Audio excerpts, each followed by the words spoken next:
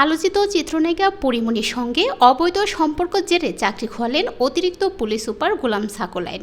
পরীমনির সঙ্গে অবৈধ সম্পর্কের সময় তিনি গোয়েন্দা গুলশান বিভাগের এডিসির দায়িত্বে ছিলেন। আলোচনা শুরুর পর প্রথমে সাকলাইনকে ডিবি থেকে সরিয়ে মিরপুরের পাবলিক অর্ডার ম্যানেজমেন্টে যুক্ত করা হয়েছিল। পরে সেখান থেকে তাকে ঝিনাইদহ ইন সার্ভিস ট্রেনিং সেন্টারে বদলি করা হয়। গত 13 জুন স্বরাষ্ট্র মন্ত্রণালয়ের শৃঙ্খলা 2 শাখা থেকে উপসচিব রোকেয়া পারভীন জুই স্বাক্ষরিত এক প্রতিবেদনে তাকে বাধ্যতামূলক অবসর দেওয়ার জন্য সুপারিশ করা হয়। পরে পরীমনি কাণ্ডে বিভাগীয় মামলায় ওই পুলিশ কর্মকর্তাকে বাধ্যতামূলক অবসরে পাঠানোর সিদ্ধান্ত নিয়েছে সরকার।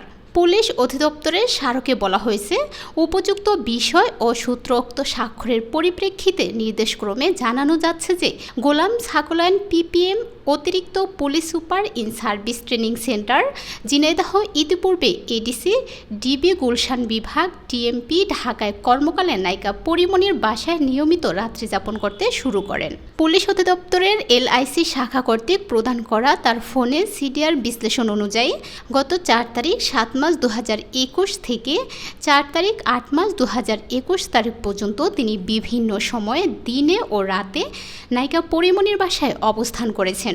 নায়িকা পরীমনির মোবাইলের ফরেনসিক রিপোর্ট সিআইডি কর্তৃক মামলার আলামত হিসেবে জব্দকৃত।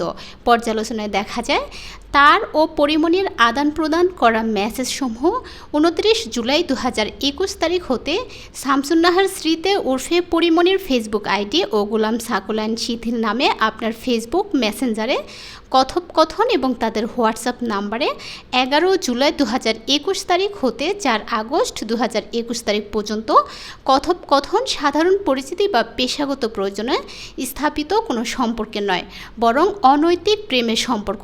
গত 1 আগস্ট 2021 তারিখ ভোর 6টা থেকে 2 আগস্ট 2021 তারিখ রাত 8টা পর্যন্ত রাজারবাগ মধুমতি পুলিশ অফিসার্স কোয়ার্টার্সে নায়িকা পরীমনি যাতায়াতের ধারণ করা সিসিটিভি ফুটেজের ফরেনসিক প্রতিবেদন বিশ্লেষণ ও সাক্ষীদের জবানবন্দি অনুযায়ী প্রতীয়মান হয় যে গত 1 আগস্ট 2021 তারিখে তার পূর্ব পরিকল্পনা ও সম্পূর্ণ জ্ঞাতসারে সাকলাইনের স্ত্রী না থাকা অবস্থায় নায়িকা পরীমনি তার রাজারবাগের সরকারি বাসায় যান এবং প্রায় 17 ঘন্টা সেখানে অবস্থান করে 2 আগস্ট 2021 রাত 1:30 বাসা ত্যাগ করেন।